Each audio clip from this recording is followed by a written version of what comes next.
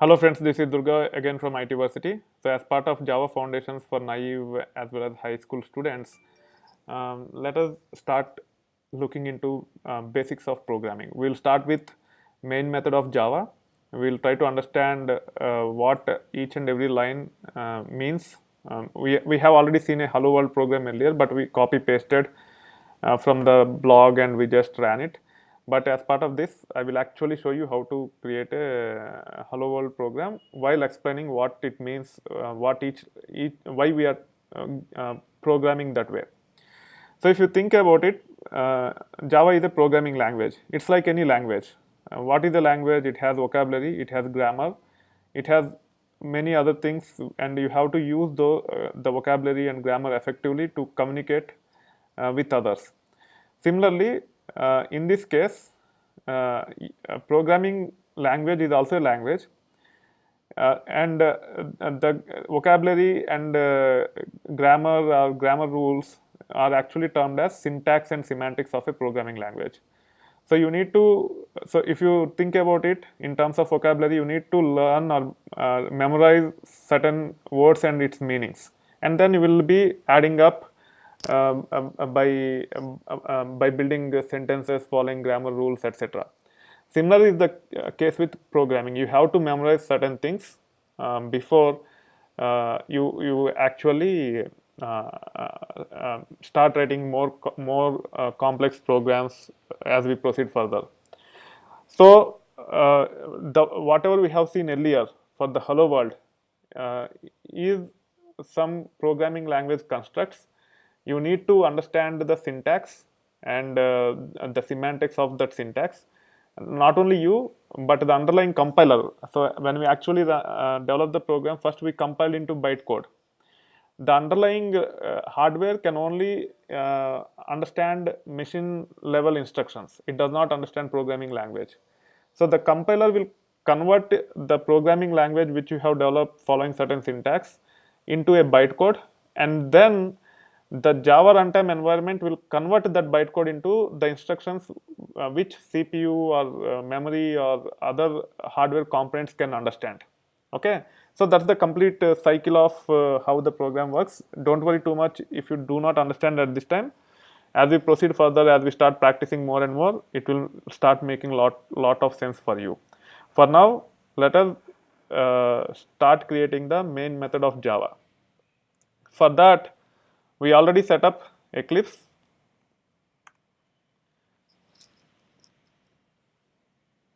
So just open the Eclipse.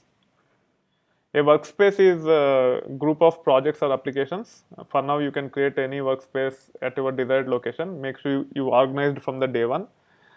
In this case, I'm doing research, so I'm just naming. I have created a workspace by name Java Eclipse, and all the applications which I'll be developing for these sessions will go here. Okay, and then click OK.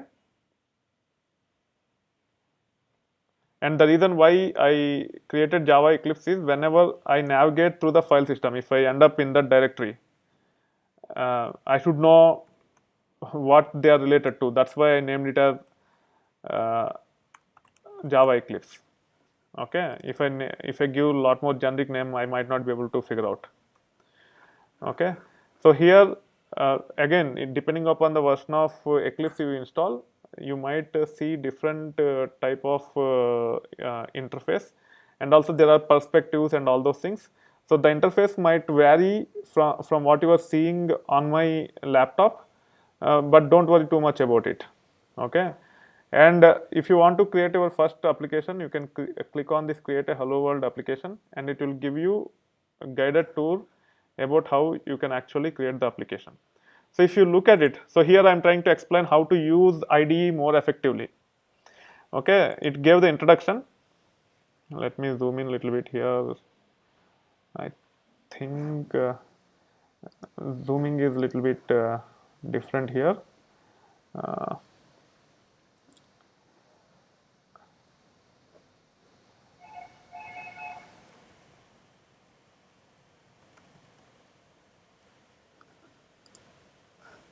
okay, so whatever I'm doing, Rishi, is actually changing the behavior of my IDE. So the location where you will see that is preferences of the tool which we are using. Okay, in Mac, if you have you need to focus on this menu. This menu will change depending upon the application you are using. So if I choose Skype, it will get the menus related to Skype. Similarly, if I highlight Eclipse, it will get the menu related to Eclipse. So if you want to change it, yeah, go ahead. No, I get it. Yeah, if you want to change the behavior the of the tool you are using, for any tool in Mac, you have to click on preferences of the tool. So click on preferences. So in this case, I am trying to change the font so that it is bigger.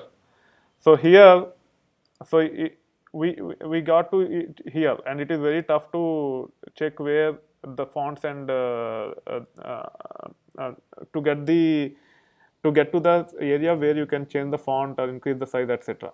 So one way is try to guess and try to search for it. So in this case, I search it for font, and you can see colors and fonts, and you can check select this one, double click, or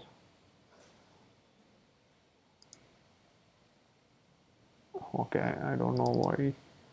Okay, let me see. So let me close this and then go to general, editors, text editors.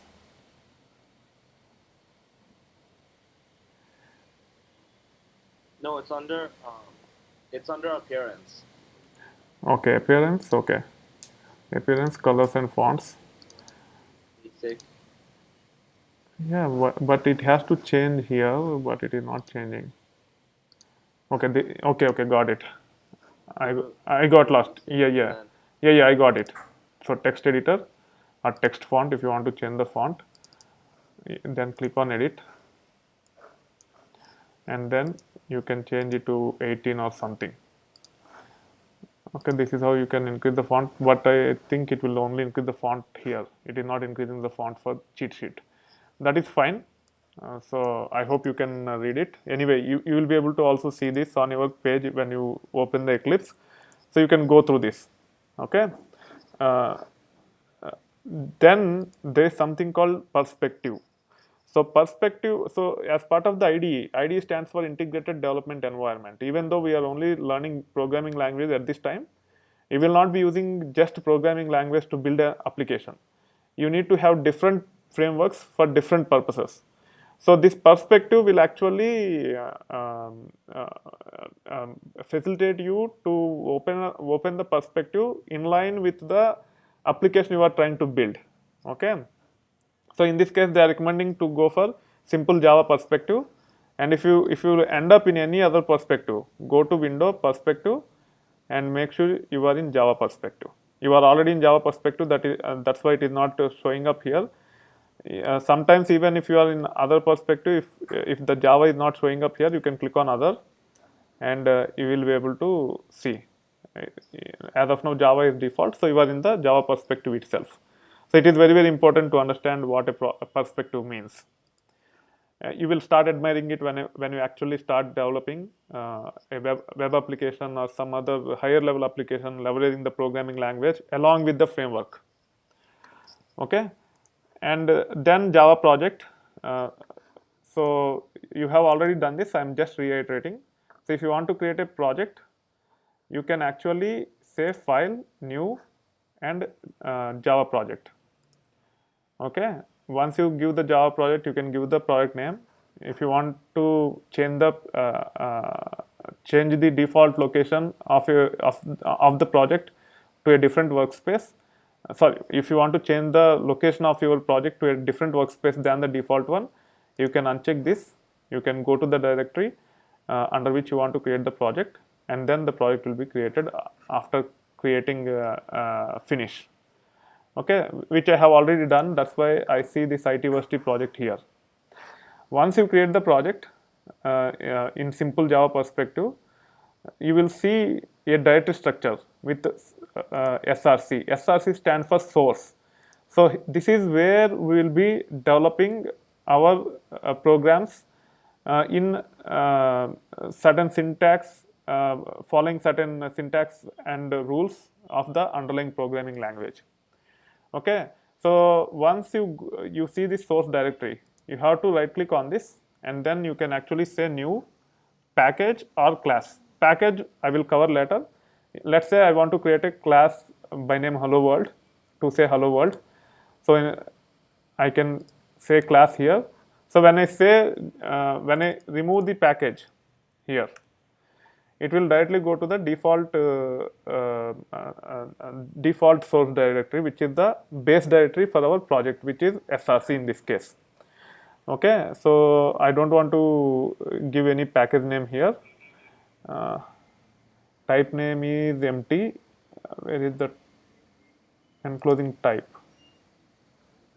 1 minute. Yeah, sorry. Name is empty, so we have to give the name. So let us name is hello world. If you see here, there's so you need to understand the difference between error and warning. So if I delete this, you see it's in red color. Typically, all the errors, exceptions, and other dangerous stuff will be highlighted in red. All the positive stuff will be highlighted in green. All the warning stuff will be highlighted in red, in orange, similar to our traffic signals. So here, because the name is empty, it is as it is mandatory, you are seeing it in red. Otherwise, uh, it should not be.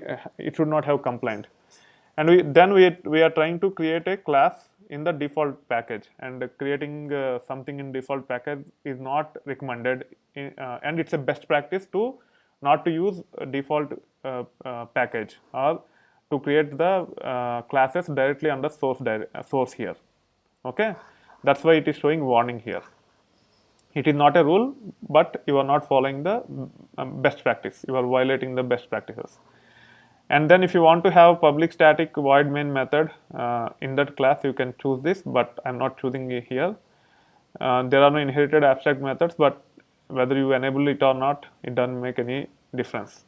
And then click on finish. Okay, and if you see, there is a super class called java.lang.object, and we will understand what does that mean when we actually talk about object-oriented concepts. For now, just remember that all the classes are either immediate or grandchildren at any level for object. Okay, object is the base class of everything. Then if you create a class directly, every class is a child class of object. But if you create a hierarchy, object can have grandchildren up to as many generations as it can. And then finish.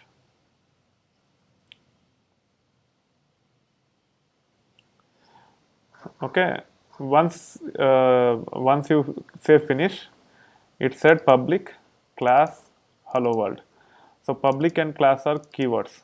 It's like uh, grammar for your English. If you want to form a sentence, you have to use certain grammar rules depending upon whatever you're trying to do. It has to have subject, it has to have object, and then verb, etc. Right? So similar is the case. You need to follow certain rules even with programming language. So any class you define has to have class. Class is mandatory. Public is not mandatory. Class is mandatory. But if you want to create a public class, you have to say public. And we will see that when we talk about programming languages later. For now, just remember that if you want to write any program and if you want to execute that program or the method has to be part of public class. Okay, so you have to memorize this for now. And then once you define the class with class name, hello world is a class name, and these are the syntax, and typically it is called these are called as keywords. Okay, and there are certain rules for the class names which you are defining here. What are those rules? The first and foremost rule is the class name should not be the keyword, which means it should not whatever keywords are used internally by the Java runtime environment to make certain decisions, you should not be using it for the name of the class. If you try to say public here, it will complain immediately. Okay, because it is IDE, it is highlighting. If you use text editor such as VI, it will not be highlighted like this. And you can see here, this is underlined with a red line, and also there is a syntax error here. So we should not use keywords. And there are many other rules.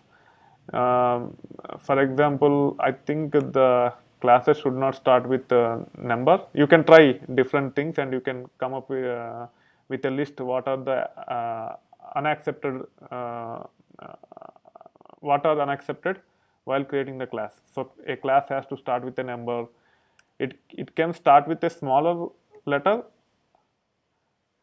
but here even then it is showing error. And if you see the error which is the so for example, instead of like if I say here the way it is displaying the error is different than now. The reason is the previous one is a unaccepted syntax. Here it is accepted syntax, means you can create classes with these names, but there is a rule in Java which says that the class name, what is the program file name, sorry, not the class name, the program file name. In this case, the program file name is hello world.java. If you chop off the extension, whatever name you have given to the program file, which is hello world, that has to match with whatever class name you give here. Okay, that's why it is saying error a little bit different way. And also you can actually get the recommendation saying rename compilation unit to hello world java, which means they are saying either change this name to hello world java with the h as small letter, and second recommendation is rename type to hello world. So either they are asking to change the name of the program file as per the name of the class, or they are asking to change the name of the class itself. So here we will change this one. The reason why I am using H capital and W capital is this is another best practice you need to follow. This is not a rule, but it's a best practice. So you need to understand the difference between rules and best practices. Okay, we'll understand why we are using the syntax like this a bit later. Okay, so make sure you remember whenever you create any class or interface or some of the object oriented constructs like class, you always give name which starts with a capital letter, and if it is multiple word, each word will has to be started with capital letter. Okay, that is a best practice, not a rule. Okay, so here to make this class executable, we need to have a method called main method, and again it's a rule.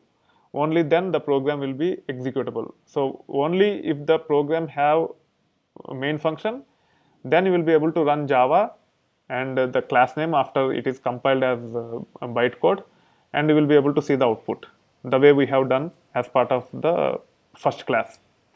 Okay, so the syntax of the main function is public static void main. Okay, again public because we want to access this main function from anywhere. That's why we are naming it as public. Don't worry about static now, just remember that the main function has to be public static void because the main function doesn't return any type. Okay, again if you don't understand what is this return type, don't worry too much about it, and just ignore and remember that public static void main. And then it has to take a parameter. The main function takes a parameter and it is of type string and then args, which stands for arguments. You can give any name for the parameter name.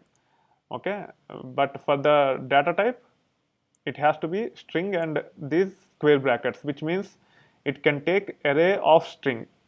Okay, you will understand again a little bit later, don't worry about it. You need to for now memorize it. And then you need to slowly get into writing very complex programs as we proceed. Okay, so it has to have variables, it has to have functions, etc.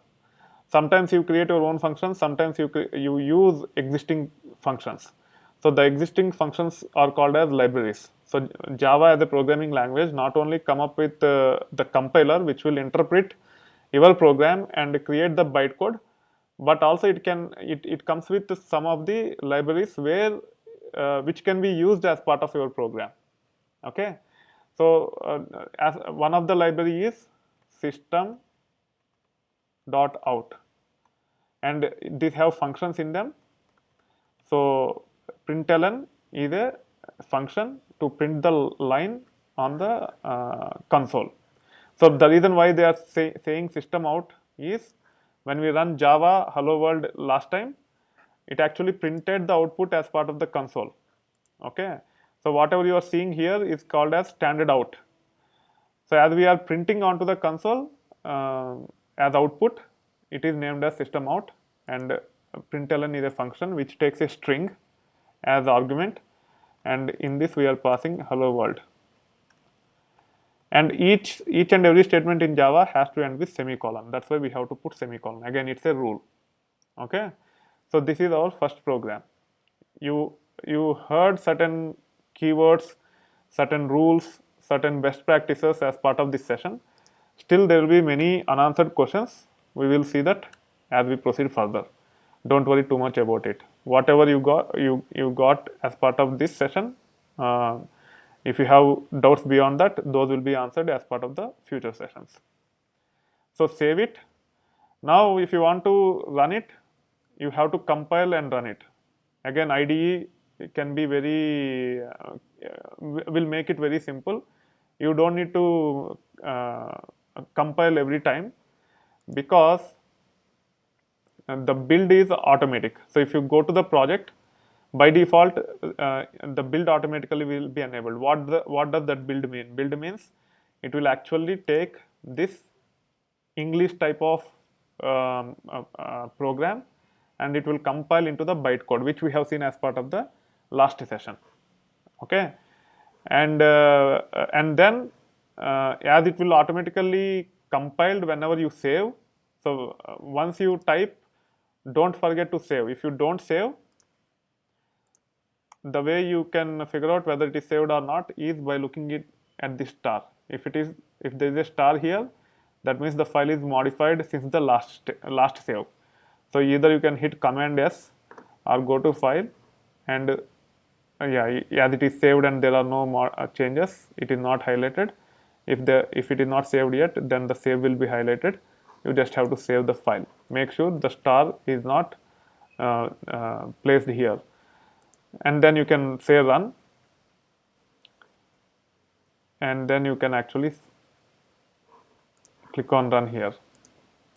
Also you can right click on this and then go to run as it is Java, just say Java application, and it will print the hello world here.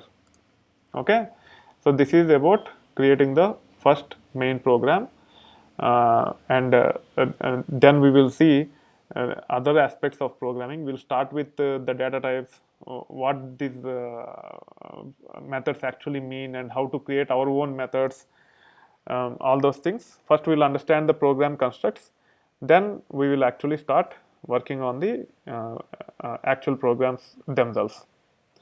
Okay, so that being said, that's it for today. Let us review whatever homework I have given to you, and then we will wrap up the session for today. If you have any questions, you can ask those questions here related to whatever I have covered so far.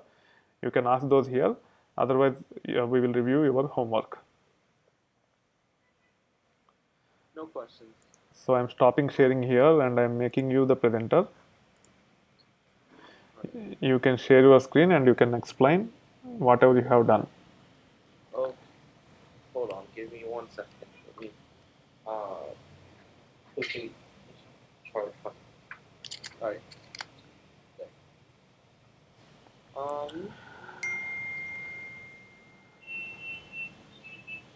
So assignments. First was determine how many binary values a byte can store. So it can store 256 of them. So the byte range is from negative 128 to 127. To determine the range of short integers in Java, the range is negative 32768 to 32767, basically 2 to the 15th, sorry, negative 2 to the 15th to 2 to the 15th minus 1, and range of integers for Java, you can see here, negative 2 to the negative 31st to 2 to the 31st minus 1. Yeah. And we, should I explain why, or? No, no need to explain why. And that's good. Okay, good. Then there are additional data types like float, which is 32 bits, compared to Java, which is 2 bit. Sorry, integer, which is 4 bit. And then double is 60. Wait, no. Float is 32 bit, and then double is 64 bits. Yeah. And double is, they're all just data types, and double is the default choice for including decimal values, but not precise values. Yeah. Okay, so additional tasks or to go to any directory and find files modified within the last 2 days. And to do that, I just did ls minus lt and then found the last 2 days. And no, that is not the appropriate answer. So go to the terminal. So there is I mentioned to you that the question itself have a hint. Okay. So if you read the question, I mentioned find the files modified in last 2 days. So you have to use find command to get that. Okay. And let me be more specific. Files modified recursively in last 2 days. So if it has multiple directories, you have to go through all those multiple directories from that location, whatever path you have chosen to begin with. It has to recursively go through all the child directories, grandchild directories, etc., and it has to get the modified files in last 2 days. It's a complicated thing. If you are even expert programmers don't are not aware of it. So it's not a very straightforward thing, but it's not very complicated also. People ignore it, but it's a very important command, and you should be able to explore it. If you explore it, it will definitely your Unix and Linux skills will improve a lot. Okay, so I will still leave it as homework. So use the find command and try to get the files that are modified in last 2 days. So if you what you should do is, instead of creating directories and files, sudo to root on your desktop. So go to the DOS prompt and sudo to root, sudo su. No, let me paste it here.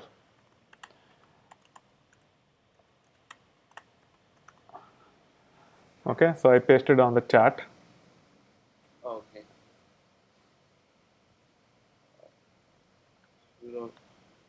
You did okay. So what you have to do is you go onto the top.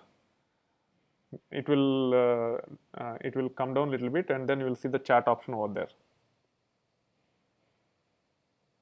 Yeah. Okay. So what does that mean is sudo is do something as super user. Su stands for super user. Okay. Super user do super user to root means sorry, switch user to, so sudo means do something as super user, and then you see su stands for switch user. So here what you are trying to do is you are trying to switch to a super user called root. Okay. So now you are root means you have the complete control on the file system, the process that are running on the file system. Okay. And then if you type cd space slash, hit enter. So your Linux file, any Linux based file system will start with this forward slash, which is a root directory for the entire file system.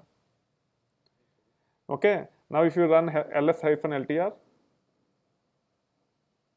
Hold on 1 second.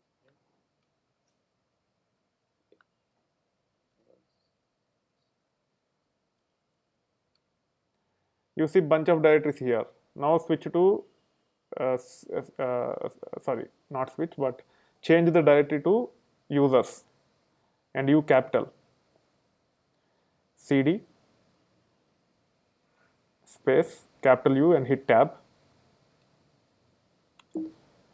Yes, users, yeah.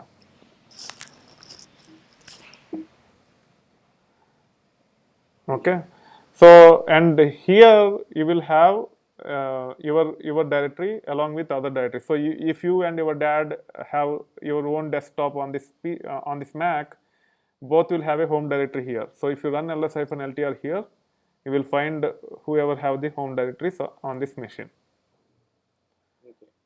Okay, so now you understand, right? Root is the forward slash is the root file system. You have users for each and every user that have account on this Mac, and on top of it there are many other directories also, like applications. So whatever we are actually trying to get as part of the applications in find, when I say find, the leftmost icon on the dock, you have that human icon, the leftmost, yeah, finder. Okay, so if you go to applications here, so whatever you are seeing here, if you go to the terminal, you see the applications directory. Now you are able to relate.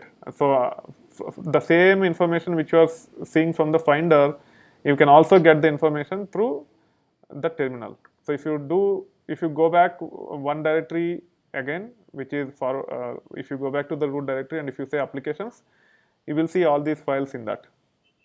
Okay, directories or files in that. So here you can use no, you have to first go to the root. So the way you can do it is directly cd space slash remove users. You don't need to so if you want to go to the parent directory, you can do cd. No, so let me explain. Okay, I am asking you to give me the control. So give me the control.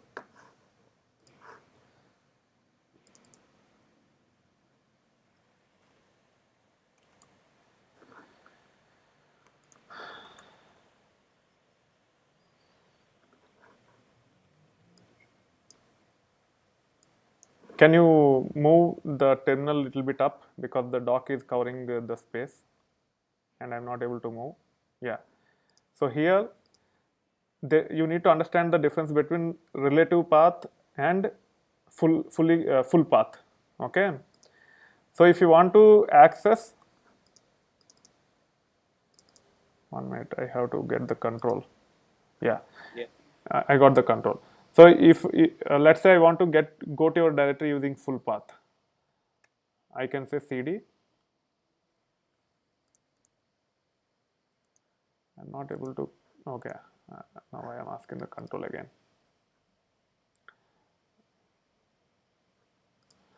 Okay. Now if I want to go to Rishi, which is our home directory, if you want to know which user I am connected to, you can see here.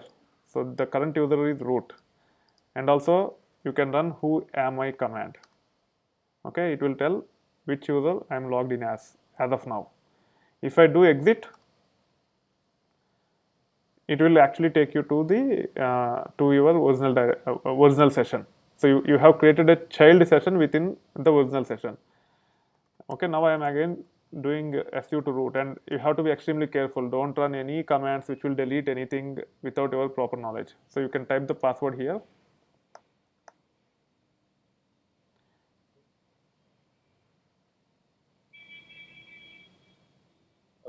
Okay, don't run any command unless you understand the impact of that command thoroughly and it is okay with you.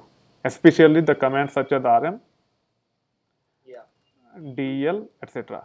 Because root is very powerful. If you delete users, everything is gone. If you delete applications, all the applications are gone. Okay, so you have to be extremely careful.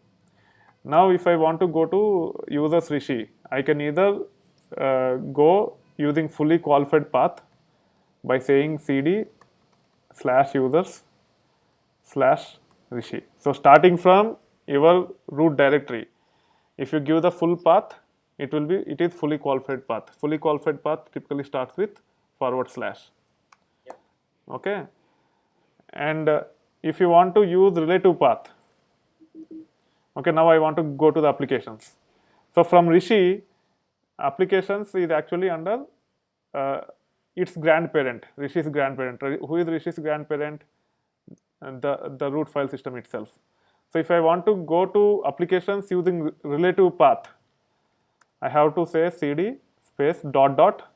Dot dot represents the parent directory. His parent is dot dot. So cd dot dot slash dot dot from Rishi is the relative path to the root file system. Okay. So if I say cd dot dot slash dot dot and hit enter, now you see it went to the its grandparent, which is relative path from Rishi. Making sense? Yeah.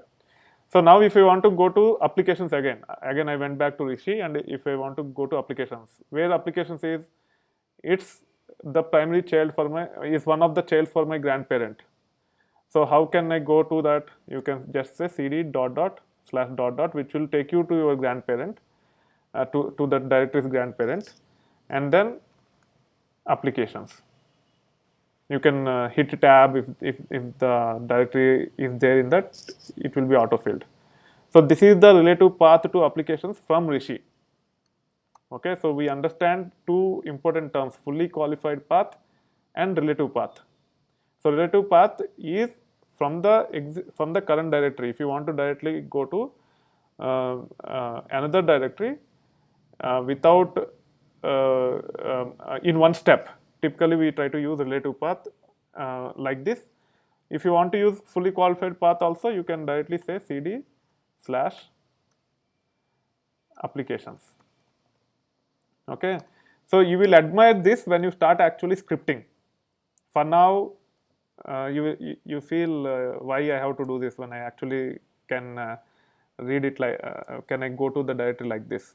You will actually admire this when you start using scripting. We will be using relative path very frequently when we actually do scripting for automating so many things.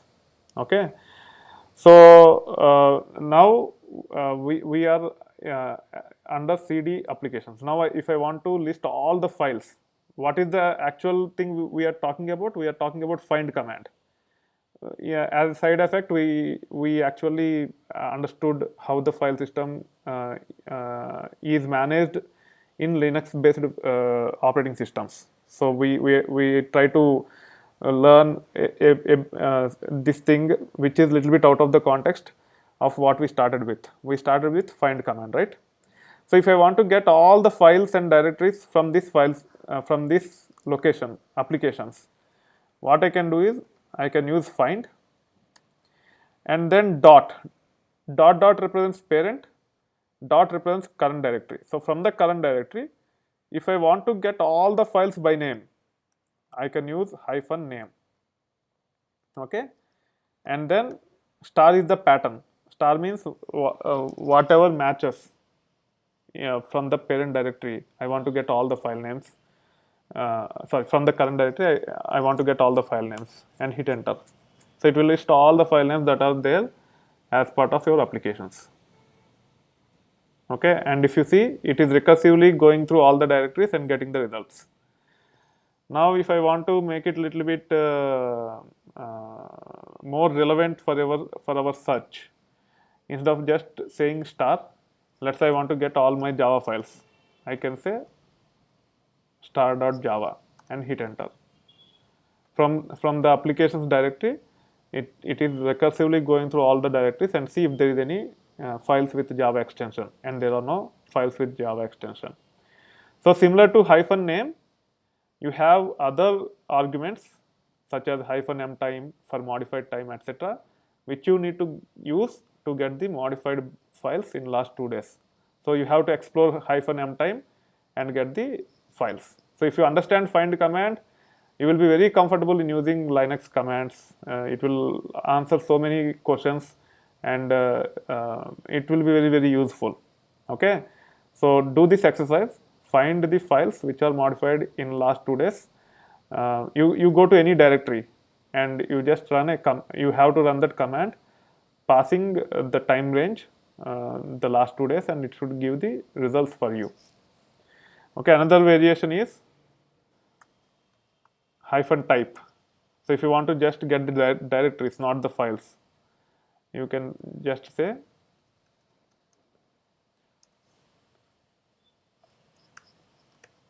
*type space D for directories, F for file names. It will only get directories or files. It will not get everything. So you can actually filter, narrow down your search using other additional arguments. Here I will introduce you to a couple of more commands which comes very handy in the pursuit of these exercises. Those are help and man. Okay, if you say help,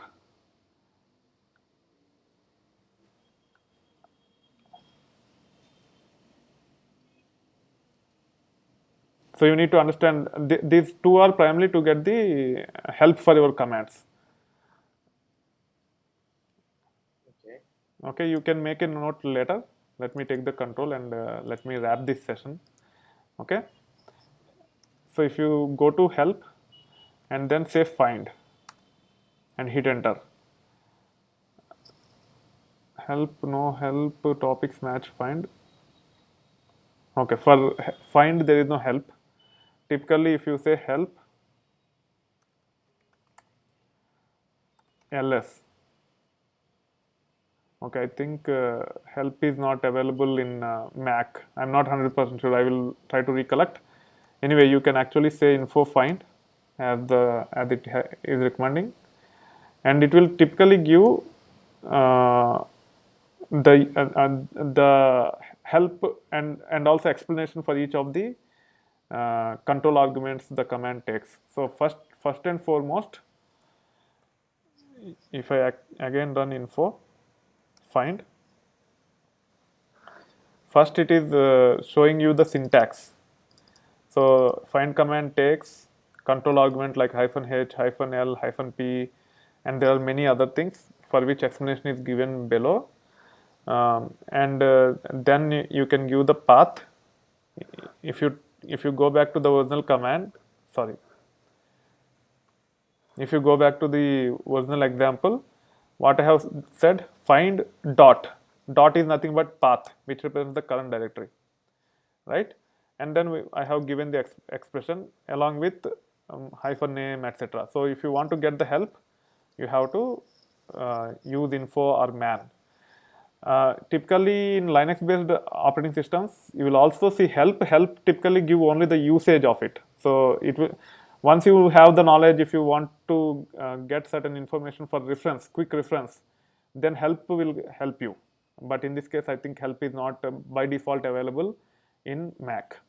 So you can use info or man to get the more details. So you have to use these things and get understanding about these commands. And don't worry if you could not complete by next session. Don't spend too much of time on this alone. You start focusing on programming. So from next time onwards, I will give exercises related to Java programming. For now, try to explore as many commands as you can in Linux. Okay, find is one of the very important command. You might not be able to admire immediately, but definitely you will like it when you actually start working on the projects. Okay, so that being said, you can make the note. Let me think about exercises. One exercise is to continue on this find command and get the files modified in last two days. And yeah, go ahead and explain what else you have done since the last session. So I explored what alias is, and it basically makes shortcuts in the bash. So for example, if you do alias LTR equals ls minus LTR, then I can, if I type LTR, then I'll be able to like into the bash. Then uh, it would be the command for ls minus LTR, Perfect. and then understand what environment variable is and explore path. So um, my dad and I did this. Basically, we created Java home, which would be a path environment variable. Mm-hmm. But So, I'm still a little shaky on what environment yeah, variable is. yeah. So I will explain. Don't worry. Okay. So I will explain later. Make a note of it. So we will talk about this first as part of the next session, and it is very important to understand environment variables such as path, class path, etc. We will take. I will explain as part of the next session. What else I have asked you? That's it. Okay. So that being said, for now, just focus on the find command and probably start working on setting up the virtual machine. You might be able to finish it by next class. Even if you could not, that's fine. There is no problem with that. So the reason why I'm asking you to set up virtual machine is it will answer so many questions in your mind. Okay, and we will be dealing with networking and all those things. These are not highly relevant for the certification and programming using Java, but to become a better software professional, all these things will play a very vital role. Okay. Okay then. Nice talking to you, and we'll catch up as part of Wednesday's session. I will send you the. Wednesday or Tuesday? So for you it's Tuesday, for me it's Wednesday morning. Perfect. Sorry, this Wednesday there won't be any session because I am volunteering in one of the session at Microsoft for rural underprivileged girls. So I will not be able to take a session on Tuesday night. I will try to take it on Wednesday night for you, and also Thursday night. So there could be back to back. Okay, sure. Okay, and I will send you the invite the way I have done today. There is no hard and fast timing. We have to be a little bit flexible. If I have to cancel the class, I will give you advance notice so that you can plan other important stuff for yourself. Perfect. Okay, thank you very much. Bye. Thank you. Bye, Mr. Durga. Yeah, bye.